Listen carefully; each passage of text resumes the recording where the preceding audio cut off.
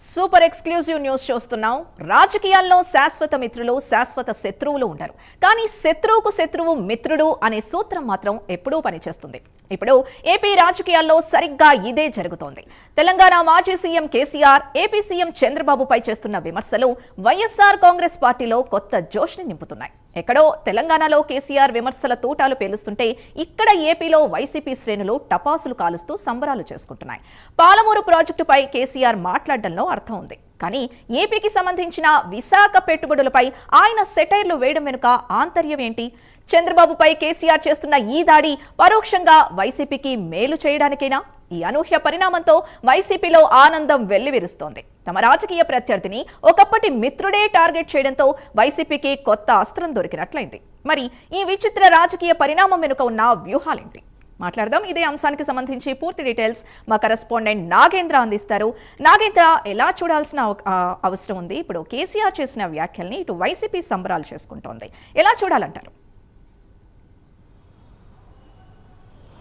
Thank you Sindhu. ముఖ్యంగా చాలా రోజుల తర్వాత బీఆర్ఎస్ అధినేత అయినటువంటి మాజీ సీఎం కేసీఆర్ ప్రెస్ మీట్ పెట్టినటువంటి ఆ ప్రధాన ఎజెండా ముఖ్యంగా రెండు రాష్ట్రాలకు సంబంధించినటువంటి సీఎంని టార్గెట్ చేస్తూ కూడా ఆ మీడియా సమావేశం అంతా కూడా కొనసాగినటువంటి పరిస్థితి. ముఖ్యంగా ఇక్కడ మాజీ సీఎం కేసీఆర్ ప్రధానంగా సీఎం రేవంత్ రెడ్డిని టార్గెట్ చేస్తూ కామెంట్ చేయాల్సినటువంటి అవసరం ఉంది. కానీ ఆ మీడియా సమావేశంలో ప్రధానంగా సీఎం రేవంత్ రెడ్డి కంటే ఆ పక్క రాష్ట్రమైనటువంటి ఏపీ సీఎం అయినటువంటి చంద్రబాబుని టార్గెట్ చేస్తూ సంచలనమైనటువంటి కామెంట్ చేయడం ప్రస్తుతం తెలంగాణ రాష్ట్రంలో కాదు, అటు పక్క రాష్ట్రంలో ఉన్నటువంటి వైసీపీ శ్రేణులంతా కూడా దాన్ని అందిపుచ్చుకోవడంతో పాటు అక్కడ జోస్ని నింపేటటువంటి కార్యక్రమాల్లో అక్కడ వైసీపీ కార్యకర్తలు ఉన్నారని చెప్పాలి. ముఖ్యంగా ఏపీ సీఎంగా ఉన్నటువంటి చంద్రబాబు నాయుడుకి సంబంధించి ప్రధానంగా కేసీఆర్ ప్రెస్ మీట్లో మాట్లాడినటువంటి అంశాల్లో ప్రధానంగా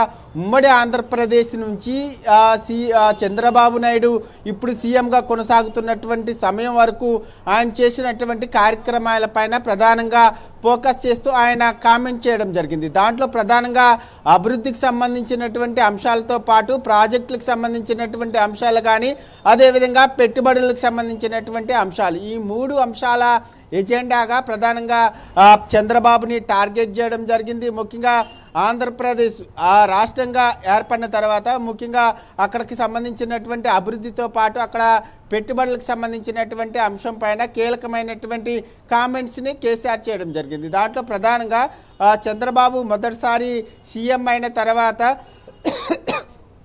విశాఖ కేంద్రంగా జరిగినటువంటి సిఐ సదస్సులో దాదాపు 10 లక్షల కోట్లకు పైగా కూడా పెట్టుబడులు వచ్చాయంటూ కూడా ఇప్పటి సీఎం చంద్రబాబు కామెంట్ చేయడం జరిగింది.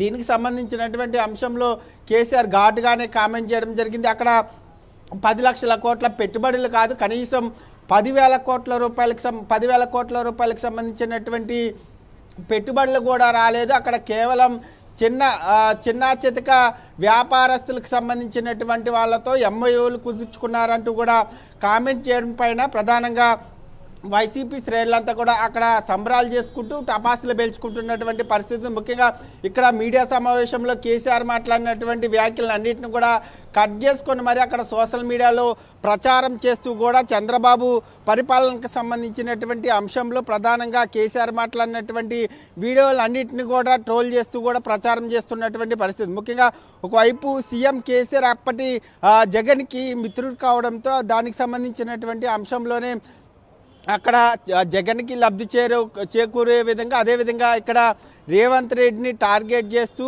ప్రాంతీయ విభేదాలని తెరపైకి తీసుకొచ్చి ఇక్కడ బీఆర్ఎస్కి లబ్ధి చేకూరే విధంగా రెండు వైపులా కూడా కేసీఆర్ మాటల తోటాలను పేల్చారంటూ కూడా రాజకీయ విశ్లేషకులు చెప్తున్నటువంటి పరిస్థితి అయితే కనిపిస్తుందని చెప్పాలి. మొత్తానికి కేసీఆర్ మీడియా సమావేశంతో ప్రధానంగా ఇక్కడ బీఆర్ఎస్కి సంబంధించినటువంటి శ్రేణులు దాన్ని ప్రజల్లోకి తీసుకెళ్లడంలో విఫలమైనప్పటికీ అక్కడ వైసీపీ శ్రేణులు మాత్రం పెద్ద ఎత్తున సోషల్ మీడియా వేదికగా ప్రచారం చేసుకుంటున్నటువంటి పరిస్థితి అయితే కనిపిస్తుందని చెప్పాల్సింది.